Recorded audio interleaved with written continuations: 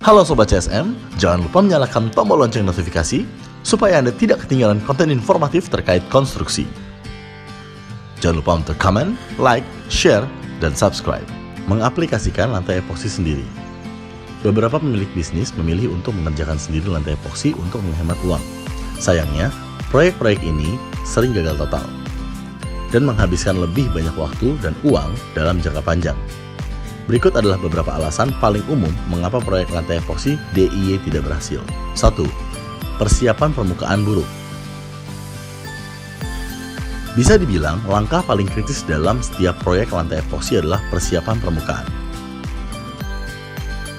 Tahap ini memastikan bahwa epoksi akan merekat dengan baik dan menghasilkan permukaan yang halus dan rata. Sayangnya, saat mencoba lantai epoksi DIY, banyak orang membuat kesalahan dengan melewatkan langkah penting ini untuk menghemat waktu. Cacat atau tidak rataan permukaan menyebabkan benturan, retakan, dan noda yang tidak sedap dipandang. Dengan mempersiapkan lantai secara memadai, Anda dapat menghindari masalah seperti menggelembung dan terkelupas. Selain itu, permukaan yang disiapkan dengan baik akan lebih tahan terhadap noda. 2. Beton terkontaminasi. Adhesi adalah kunci dalam pelapisan lantai epoksi.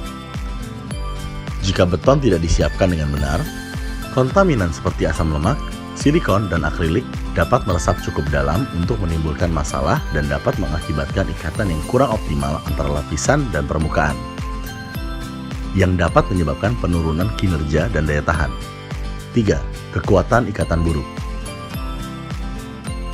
Salah satu faktor penting dari lantai epoksi yang baik adalah kekuatan rekatnya. Produk profesional mengungguli produk DIY dalam hal ini. 4. Wicking atau wet out tidak cukup. Lapisan epoksi yang diaplikasikan dengan baik harus membasahi substrat beton, yang berarti harus memenuhi permukaan secara merata.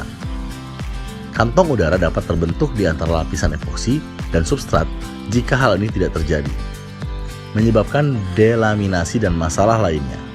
Epoksi harus diaplikasikan dalam lapisan tipis dan rata agar pembasahan terjadi dengan benar. Sayangnya, proses ini seringkali sulit dilakukan saat melakukannya sendiri. 5. Tingkat kelembapan. Kelembapan di udara selama proses pemasangan dan perawatan juga dapat menyebabkan masalah lantai epoksi. Kelembapan relatif yang terlalu tinggi dapat menyebabkan epoksi berkeringat dan melepuh. Di sisi lain, suhu yang terlalu rendah dapat menyebabkan epoksi mengering terlalu lambat atau tidak sama sekali. Dalam kedua kasus tersebut, penting untuk mengontrol tingkat kelembapan selama pemasangan dan proses pengeringan untuk memastikan hal yang sukses. Ada beberapa cara untuk melakukannya, termasuk menggunakan dehumidifier atau AC.